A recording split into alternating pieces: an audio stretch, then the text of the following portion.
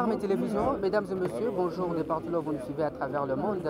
Nous étions en direct de la salle Concordia de l'archevêché de Bukavu où le bureau de coordination de la société civile s'est exprimé par rapport à des aspects dont notamment ils ont commencé avec l'aspect de l'insécurité à l'est de la partie de la République démocratique du Congo, mais également ils se sont exprimés par rapport à la problématique du changement constitutionnel tel que prôné aujourd'hui par les gouvernances en place.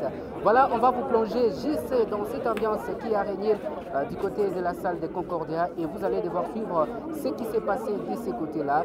Mon nom c'est Daniel Kaoupoula à la présentation. Merci à Vincent Boami qui assure la technique et les finances.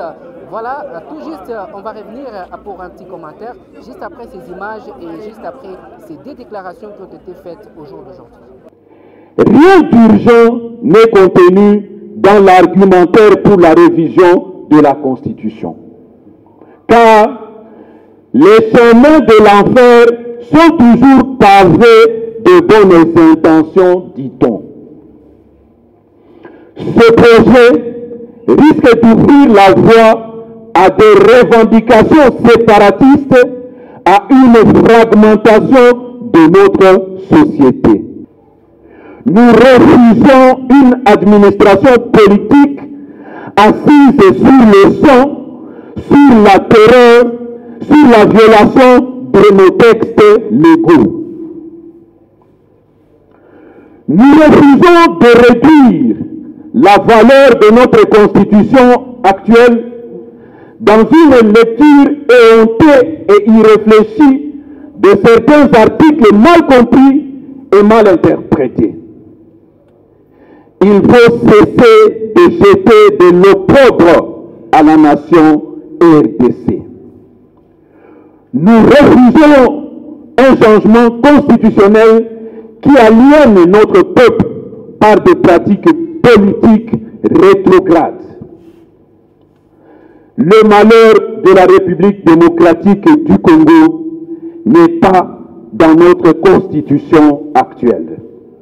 Ce n'est pas l'actuelle constitution qui empêche à la CENI d'organiser des élections oubliées dans les communes, les mairies, les chefferies et les secteurs. Ce n'est pas l'actuelle constitution qui empêche au gouvernement de libérer les 40% de retenus à la source pour émanciper les provinces étouffées avec cruauté. Ce n'est pas l'actuelle constitution qui empêche le régime d'assurer la redistribution équitable de la richesse du pays aux Congolais. Ce n'est pas l'actuelle constitution qui empêche le régime de libérer les populations et les territoires sous contrôle et sous occupation de M23 RDF. Ce n'est pas l'actuelle constitution qui encourage l'impunité et la justice sélective à l'égard des gestionnaires politiques et administratifs imputés de détournement, de corruption et de malversation financière. En guise de conclusion, l'heure est venue de prendre à bras de corps les grands défis de notre existence. Position de la société civile du Sud Kivu et mouvement citoyen par rapport au débat de la révision ou changement constitutionnel et la sécurité dans la partie est de la RDC. Nous, membres de la société civile Force Vive du Sud Kivu, mouvement citoyen et autres structures citoyennes, épris de paix et animés d'un esprit patriotique, analysons la situation qui traverse notre pays en ce moment et avons décidé de briser le silence usant de notre liberté d'expression consacrée à l'article 23 de la Constitution de notre pays. Après analyse, avons fait le constat suivant.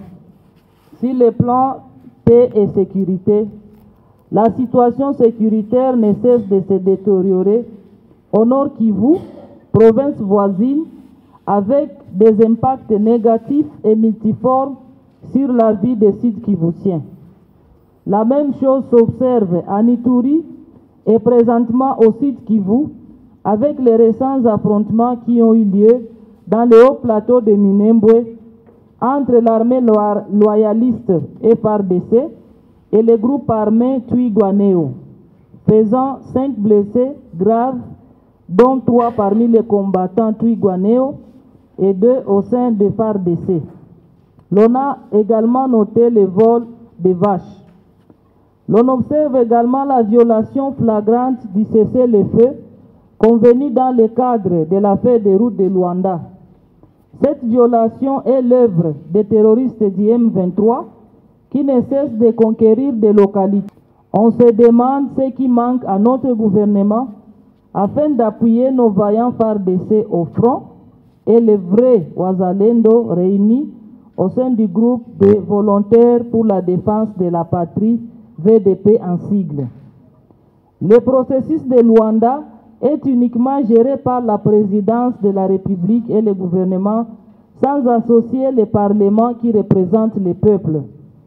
La participation active de la société civile dans ce processus préoccupe moins les dirigeants, alors que ce processus devrait tenir compte des aspirations du peuple à la paix, à la justice et à la stabilité de notre pays.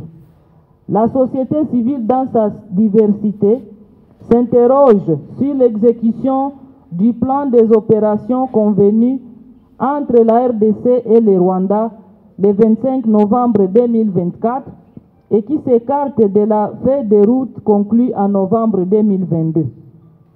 Où précisément et comment va-t-on neutraliser les fameux FDLR? Les véritables FDLR ne sont-ils pas nos minéraux stratégiques qui attirent la convoitise des grandes puissances et pour lesquels les dirigeants n'ont aucune vision pour les générations futures? Cette neutralisation ne va-t-elle pas raviver la stigmatisation contre les Hutus congolais qui vivent avec d'autres communautés depuis belle lurette? Quels sont les indicateurs du retrait des troupes rwandaises présentes sur notre sol et opérant impunément avec les terroristes du M23? La visite du président américain dévoile la vraie convoitise de nos minéraux par les États-Unis qui soufflent le chaud et le froid au regard de la situation dramatique que traverse la RDC en ce moment.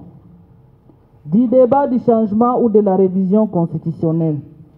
Pour la société civile du Sud Kivu dans sa diversité, ce débat est inopportun en cette période. D'ailleurs, la Constitution actuelle ne prévoit pas de mécanisme de changement, mais celui de la révision, confère article 218 de la Constitution. L'article 219 interdit toute démarche de la révision constitutionnelle lorsqu'une partie du territoire national est sous état de siège, et c'est le cas actuel.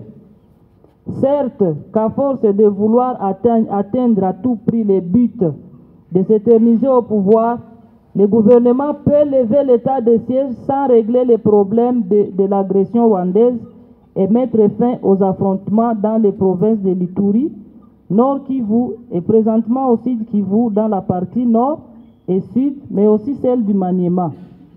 C'est irresponsable d'amener le chef de l'État actuel à la dérive dictatoriale que l'UDPS a combattu plus de 30 ans en voulant à tout prix déverrouiller l'article 220 qui limite le nombre et la durée de mandat du chef de l'État à 5 renouvelables une fois, mais qu'on voudrait ramener à 7 ans. La société civile du Sud Kivu, dans toute sa diversité, refuse ce plan qui veut donner de l'eau au moulin aux ennemis de la RDC, qui nourrissent sans cesse les plans de balkanisation et qui veulent compromettre l'unité et la cohésion nationale. Ne touchez pas à notre constitution. Mettez d'abord fin à l'agression rwandaise, mettez fin aux conflits armés au Nord Kivu Sud Kivu et en Ituri, répondait à la grogne sociale en assurant des conditions de vie et de travail décents à nos enseignants et autres agents de l'État, en mettant fin au pillage des ressources de la RDC et en instaurant une gouvernance au bénéfice de la population qui a décidé de donner son pouvoir aux représentants que vous êtes. La révision de la Constitution est constitutionnelle, mais il n'est ni le moment ni l'opportunité. Changer la vie des Congolais et non la Constitution. Voilà, vous venez de suivre, c'est ça commentaire. Hein? Ce sont les déclarations du Bureau de coordination de la société civile avec toutes les forces sociales de la province du Sud Kivu que vous venez de suivre de ce côté-là. Voilà, c'est terminé pour aujourd'hui. On ne fait pas de commentaires à une déclaration, voilà, sinon peut-être prochainement on pourra en faire un commentaire. Mais c'est terminé pour aujourd'hui. Merci de vous abonner, de partager et surtout de continuer à aimer nos vidéos sur Cri d'Alarme Télévision.